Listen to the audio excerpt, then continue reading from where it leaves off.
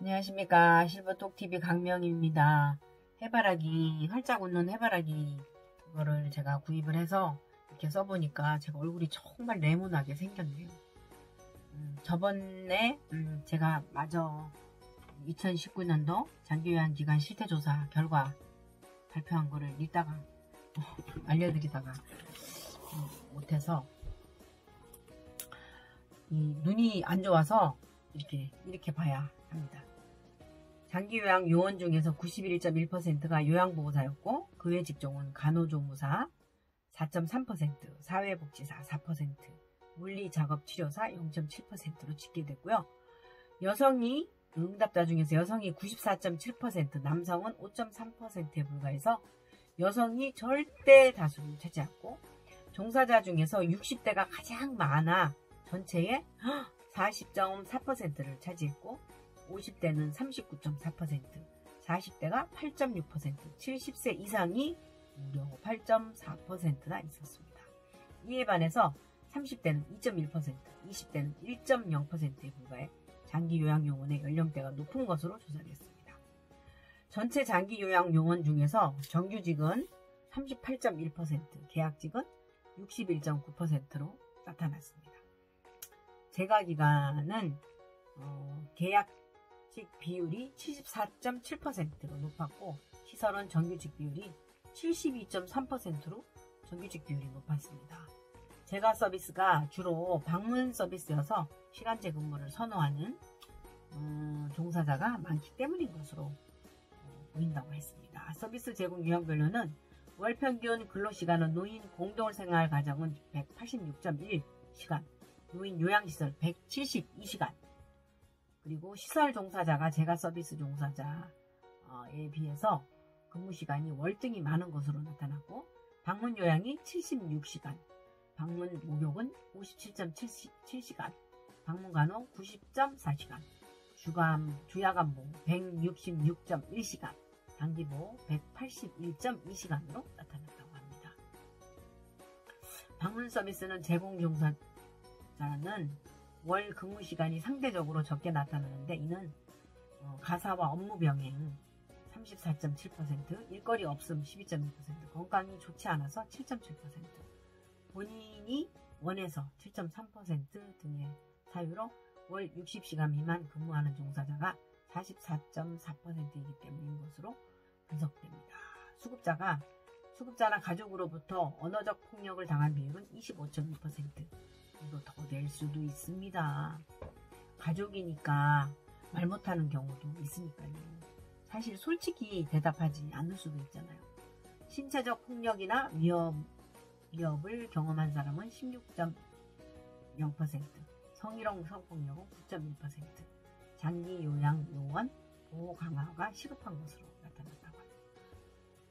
작업에 전반적으로 만족한다고 응답한 비율은 54.4%, 직업에 일에 대한 보람은 75.8%, 직장 내 인간관계 및 직장 문화 62.4%에 대한 만족도는 상대적으로 높았으나 경력 개발 및 승진 기회 22.9%, 임금 수준 35%에 대한 만족도는 상대적으로 낮았다고 합니다.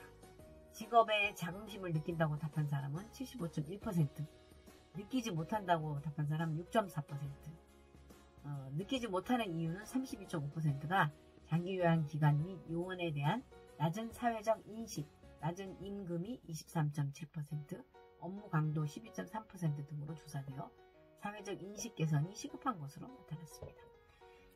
저희도 많이 드리고 싶어요. 선생님들 월급. 장기요양 요원은 임금 수준을 가장 개선이 필요한 사항으로 꼽았고 45.4%네요. 법정 수당과 휴게 근로시간 보장이 18.3%. 그런데 저희는 선생님들 많이 놀려드리고 싶은데 그러면 저희가 일을 더 많이 해야 되고 이런 어려움이 있어요. 수급자 가족 교육이 8.5%, 장기요양 요원에 대한 사회적 인식 개선이 6.5%, 고충 상담, 건강지원 등 서비스 확대가 6.2% 뒤를 이었다고 합니다. 보건복지부는 2019년 장기요양 실태조사 결과를 분석해서 토대로 장기요양 서비스에 대한 수요를 고려한 제도 개편을 검토할 예정이고, 특히 이용자의 가족의 서비스 개선 요구를 고려해 다양한 서비스를 원하는 시간에 이용할 수 있는 신규 재가 서비스 개발 등을 추진하고, 장기요양 서비스 질 향상을 위해 장기요양 요원에 대한 처우 개선과 교육 강화 방안 또한 검토할 계획이라고 합니다. 네, 이번 장기요양 실태를 통해서 이용자의 특성과 수요, 공급자들의 실태와 어려움을 파악할 수 있었다고 전했습니다. 초고령 사회의 대응에 장기요양 서비스의 질적, 양적 성장을 담보할 수 있는 대책을 지속 마련해 가겠다고 밝혔습니다. 제가 이런 분석을 보면서 느낀 점은 임금 저도 우리 선생님들 많이 드리고 싶어요. 반면에 저도 많이 가져가고 싶어요. 또 우리 선생님들의 취미라던가 뭐 어떤 개발, 그래서 교육, 재투자 이런 거 많이 해드리고 싶어요. 그런데 급여가 너무 작아요. 공단에서 수령받는 급여가. 결론은 많이 올려야 된다는 얘기네요. 저희한테 좀 많이 주세요. 그럼 많이 베풀겠습니다. 사실 저도 꿈이 많아요. 어르신들의 프로그램 질 향상, 늘 새로운 거 도전하고 우리 어르신들께 이런 거 해드리면 참 좋겠다, 이런 생각 많이 해요. 그러나 현실이 녹록지가 않습니다. 조금 전 전화를 받았어요. 지방에 계신 센터장님인데 오픈한 지 얼마 안 됐어요. 치매 전문 교육 새로 오픈한 데는 정말 인력 확보가 어렵잖아요. 아무리 광고를 해도 지방이다 보니까 치매 전문 프로그램 관리자 교육을 받으신 분이 거의 없었대요. 그래서 결국은 이제 세 분이 이제 하시는데 선생님이 이제 센터장님이 받으려고 했는데 계속 뭐 안 됐대요. 사실 그렇잖아요. 시작한 지 2, 3분이면 이미 50명이 다 차서 굉장히 어렵잖아요. 치매 전문 프로그램 관리자 교육 받으려면. 그리고 또 굉장히 이번에 시험이 어려워서 공부를 열심히 해서 봤는데 결국은 떨어졌다는 거예요. 낙심 가득해서 저에게 이제 답답하니까 전화를 주셨어요. 기출문제집이 없냐 이렇게. 그래서 그런 거는 저도 잘 모르겠지만, 그래서 제가 이제 네이버 들어가서 검색을 해봤죠. 없더라고요. 그래서 이제 어떤 방법이 가장 좋을까 도와드리고는 싶은데 제 능력이 한계가 있어서, 근데 제가 곰곰이 생각해보니까 기본에 충실하자는 의미로 교재를 열심히 보시고 한 3번 정도 보시고 시험에 임하시면 합격하실 것 같다, 그런 조언과 이 센터장님의 말도 맞아요. 신설에서 어려운 상황에 이게 우리가 개인적으로도 교육을 받을 수 있으면 얼마나 좋아요. 근데 꼭 기관에서 등록을 해줘야만 되잖아요. 근데 이제 신규로 이제 오픈을 하려면은 어디서 교육을 받아요. 그러니까 오픈을 해놓고 해야 되는데, 근데 3등급, 4등급 이런 분들은 다 요양원 가 계시고 5등급밖에 없는데 5등급을 받을 수가 없다는 거예요. 이런 제도를 만들어서 공부를 열심히 해서 더군다나 멀리까지 가서 매일 차를 운전을 해서 먼 시간을 그렇게 장장 8일 내지 10일 정도, 지금 정확히 제가 정확한 정보 죄송합니다. 몰라서 아마 저는 8일을 갔던 것 같아요. 그렇게 8일에 또 2일인가 해서 10일 정도인 것 같은데, 선생님도 저희 입장에서도 선생님들 교육 보내는 거 쉽지 않아요. 근데 그 정말 8일 내지 10일을 빠진다는 게 그 빈자리를, 그리고 이제 급여는 급여대로 또 드려야 되고 하는 부분들이 사실 쉽지 않거든요. 그래서 이런 어려움이 있고, 그 교육을 정말 신규 그 센터들의 어려운 고충을 여러분한테 제가 들어요. 그리고 이제 전화 오면은 그것부터 고민해 보셔라. 빨리 최대한 먼저 그 교육을 받으셔야 된다. 그러면은 정말 낙심천만 해서 전화를 이제 끊으시고 그러셨는데,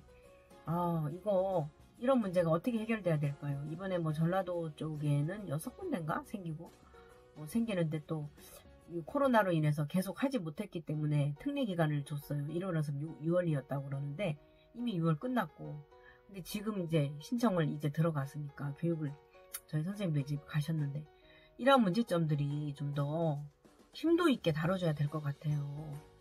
아니, 중복되는 것도 많더라고요. 제가 교육을 받았지만은 아는 것도 많았고, 특별히 크게 유익한지는 못했어요. 저는 만족도 조사에서 만약에 그때 설문조사를 했을 때 저는 정말 아주 안 좋게 했습니다. 왜냐면 중복되는 게 많아서 그 시간이 결코 우리가 하기에는 너무나도 힘든 일이었어요. 이런 얘기 했다고 저에게 어떤 페널티 적용되진 않죠. 어떤 광고에 문구가 생각나요. 정분당의 연구실은 쉬지 않습니다. 불이 꺼지지 않습니다. 그랬나요? 제 방에 불이 안 꺼져요. 제가 아직도 해야 할 일이 있거든요. 미래를 위해서 제가 공부도 하고 있어요. 적당한 기회에 제가 말씀드리고 갑자기 기침이 나와서 제가 잠깐 다시 하게 됐는데요. 이 해바라기는 너무 많이 불편하네요. 말을 하는데 입이 이렇게 잘 안 나와서 부자연스러웠고 어쨌거나 모두가 힘내야 되고 저는 장기요양의 어려움 때문에 뭔가 다른 거를 이제 준비하고 있습니다. 공부하고 있어요. 근데 공부는 결국은 평생 우리가 교육을 받다가 가는 게 맞는 것 같아요. 그래서 저는 이제 새로운 도전을 할 거예요. 제가 사실은 전문학사거든요. 그래서 이번에는 이제 대학을 한번 가볼까 해요. 필요한 과목을 듣는 거라서 학점은행으로 하려다가 학점은 정말 충족시키기가 쉽지 않잖아요. 차라리 대학을 가야 될 것 같아서 야간으로 제가 뭐 보건학 계통이나 유전자 그리고 또 생물학 그런 쪽에 전공을 해야 될 것 같아서 공부를 좀 더 해보고자 합니다. 준비하시는 것도 좋으실 것 같아요. 시청해주신 여러분